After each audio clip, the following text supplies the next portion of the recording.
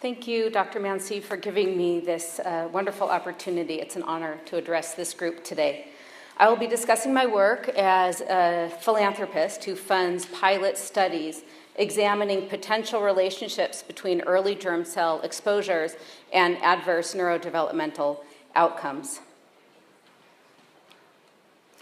At the outset, I would like to make it clear that I am not a scientist, but instead more like a crazed egghead who is fascinated with the subfields of science like germ cell toxicology and intergenerational epigenetic inheritance. So today I am speaking as an advocate and not as a scientist. I did not become this crazed egghead by choice. I had been a lawyer and a real estate investor before I fell down this weird hole. But by the end of this short talk, I hope you will understand why I think about early germ cell vulnerabilities pretty much every hour of my waking life. I'll start with a diagram of my family. My husband and I have 3 children. Our oldest is 20. He has no diagnosis. I'll call him NT or neurotypical. Our other 2 children, who are 18 and 11, have nonverbal idiopathic autism. They are severely disabled. They are severely gorgeous, they are severely healthy, and they are severely cognitively disabled. They cannot talk, they cannot read, they cannot write, they cannot say their names. They cannot follow anything but the most simple of instructions. They will need 24/7 care for the rest of their lives. Now, I want to assure you that there was nothing like autism up my family tree or at my husband's family tree, and that my conceptions, my pregnancies, and my deliveries were entirely normal with no notable risk factors whatsoever. All the kids were born like right on their due date, and they had high APGAR scores as fetuses, as newborns, except actually my oldest did have an infection when he was born, but he's the one who's more quote-unquote normal. Now, this is a pattern I see and that the literature sees in a lot of autism families. There's no autism up the family tree, but sometimes a lot of autism in this newest generation. So autism is highly heritable, we know that. But where does it come from? So I'm going to talk to you, I could give you 100 of these examples. I'm going to share with you 4 other families. Here's another family, 3 children with autism, 2 without. No autism or anything like it up their family tree, no risk factors in the pregnancies. Here's another family. This is another family near me, so was the previous family. 2 boys with autism, no risk factors in their pregnancies, nothing remotely like autism up the family tree. As you can tell, the parents are very young and healthy. Here's another family. The girl is neurotypical. The twin fraternal boys have very severe autism, extremely severe. Again, no risk factors, nothing like autism up their family tree, no risk factors in pregnancy. And finally, here's a pattern we see a lot. We see one brother with autism and another one with ADHD. Sometimes people call this the broader autism phenotype. These autism families tend to have higher risks, not only for autism, but for other neurodevelopmental pathologies.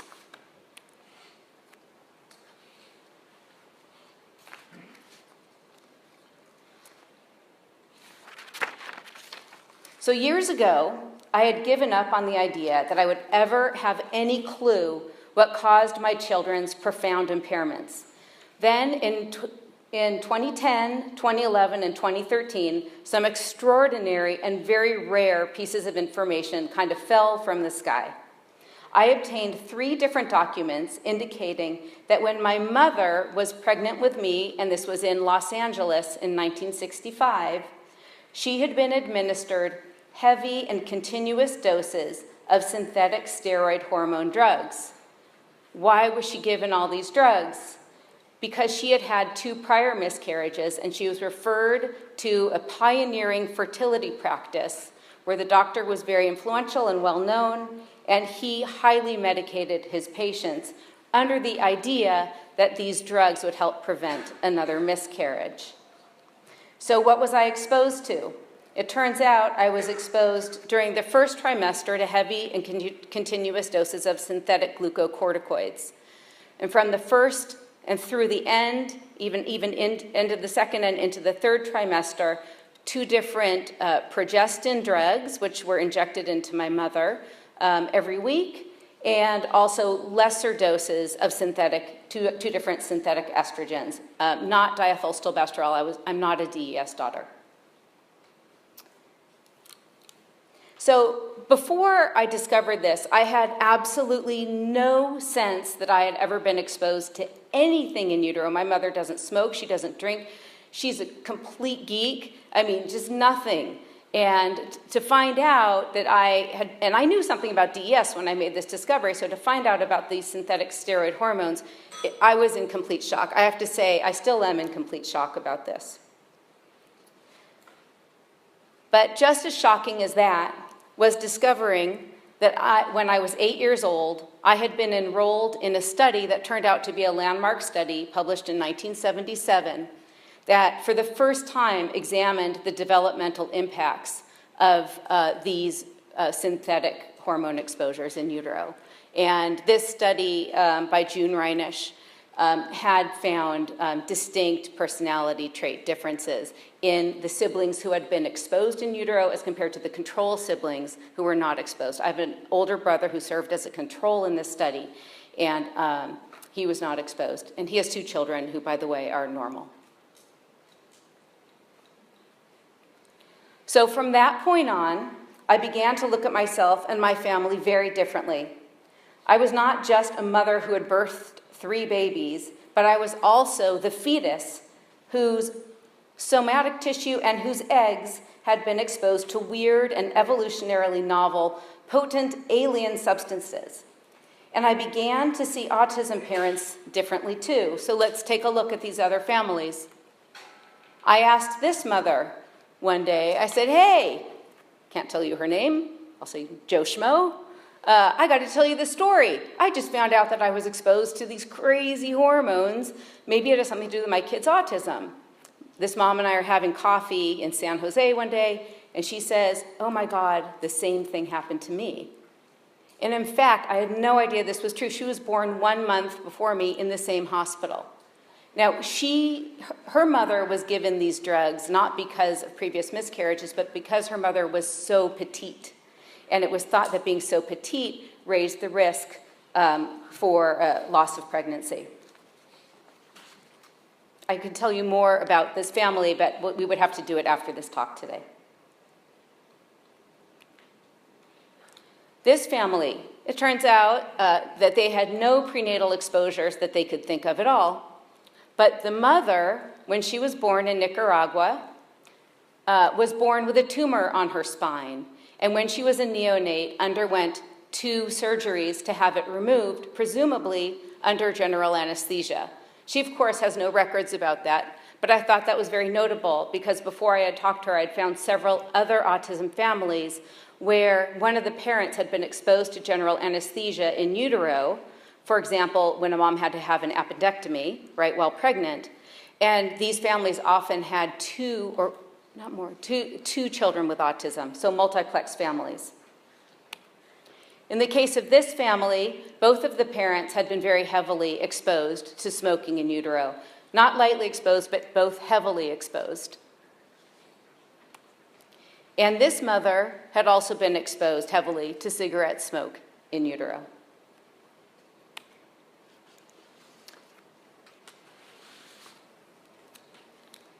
All right.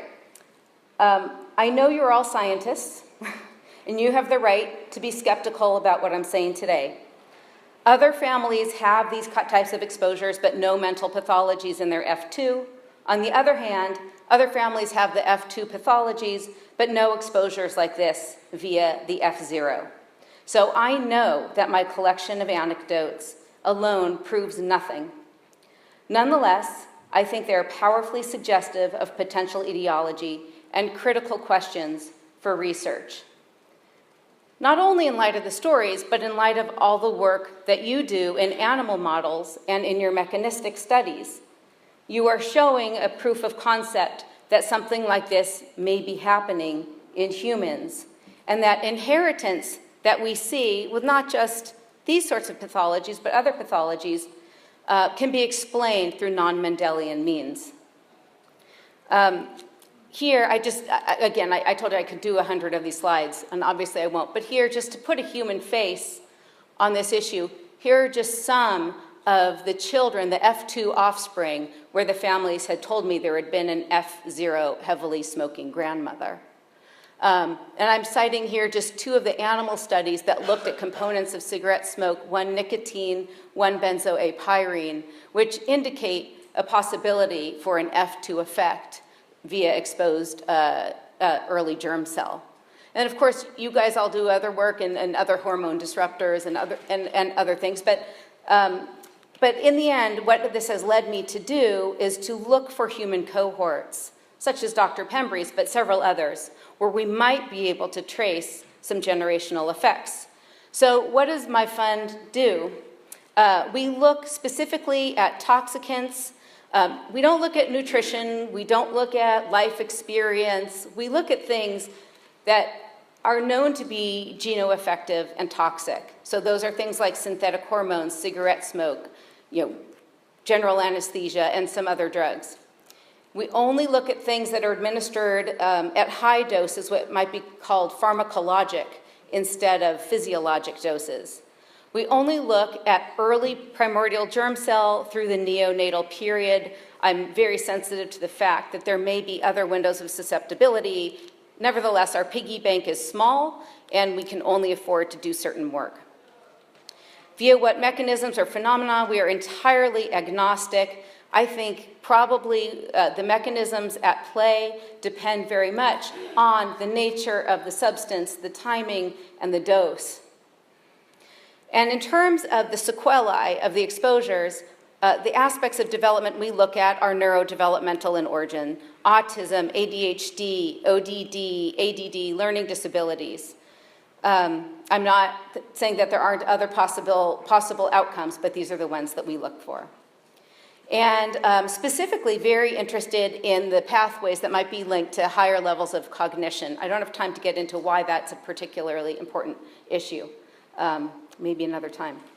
And then finally, ultimately, maybe at the rate things are going, 50 years, we might be able to know that if this phenomenon really does exist in human populations, and of course I think it does, how pervasive and deleterious might it be? I just want to point out, I don't know anything about Switzerland's rates. I don't know anything about, these other European countries, but in California, we are without a doubt experiencing an extremely dramatic surge in autism rates. This comes from my friends at our Department of Public Health. This is prevalence by birth year. You can see how quickly it has increased from 1988. If you look at it by caseload inside our developmental services system, we had about 2,000 cases of autism identified in about 1980, and now we're up to nearly 100,000 cases. These are only the more severe cases. The people in the system and the people outside of the system who have looked at this population say that this effect cannot be attributed to factors like changing diagnostics, or there's been no lowering the threshold for entry into the system. Fully 1.5% of California live-born males are now entering the developmental services system with autism, which I think is frankly catastrophic. And we also see increasing rates of these other mental disabilities. So what do we really know about autism causation at this point? Now, some researchers might dispute my reading of the literature, but this is how I read it now. So far, about 10% of the cases can be attributed to de novo mutations or very rare inherited mutations like a Fragile X syndrome. It has been postulated that common variation is contributing up to 50% raising risk up to 50% for these autism cases. However, I find those studies highly speculative, to say the least. Not a single common variant has been found that has been linked with autism. In terms of somatic environmental effects, there is stuff in the literature that definitely suggests a connection. For example, fetal valproate exposure and also prematurity. for example, and that may account for 5 to 15%. That's not really solid, but it is certainly some considerable amount. But what's unknown, the bottom line is 65 to 85% of cases of autism, the etiology is unknown. But what concerns me as a mother and as an autism philanthropist is that the idea of epigenetic inheritance, the idea of genomic stressors or germline disruption is not even on the radar of autism research. They are really moving towards common variants in a great, cow herd, and there's no stopping them. Or I hope they're stopping them, but we'll see. So my final slide. I just want to point out that a half century ago, pioneering researchers in the fields of genetics and toxicology were asking, given the fact that we were creating all these new chemicals and all these new exposures and x-rays and everything, were we creating a genetic emergency via the human exposed germ cells? And these are some of the founders of the Environmental Mutagenesis Society, with which I've been involved for a couple of years. But today, it's almost as if that question has never been raised. The FDA, when it reviews risks for pregnancy drugs, does not even consider that the fetus has germ cells. There's no requirement to look at the germ cells for any drug. I've petitioned the FDA twice about 2 different drugs. The first one was denied. The second one is still pending, and I filed that 2.5 years ago, and I filed regular reminders. U.S. tobacco regulation only looks at somatic effects. It doesn't look at germ cells. Autism research, as I said, looks at genes in a vacuum as if they have no biological history. So the Escher Fund, we contend that an entire dimension of risk is being neglected. So we fund pilot studies around the world, basically wherever we can find, it's almost always human cohorts, but we've done a little bit of animal funding, but wherever we can find opportunities to examine these questions, and as Dr. Pembry can attest, it's extremely hard to do this work. We're not rats, and there are a lot of confounds, and sometimes it's impossible to find really reliable records of exposures. I have very reliable records about my exposures, but I'm literally 1 in a million. You can't find anybody else, at least from my era and from America, who can find these things. All these records are gone. They're in the trash. They were in the trash 40 years ago. But I have found various opportunities, and I know that a couple of these studies are underway. Some might be right for publication next year. I'm not sure. We also do some support for conferences and meetings, and as I said, we petition public agencies. We do advocacy and education as well. So this is my website, germlineexposures.org. A lot of you people in the room are actually on my website. Thank you so much.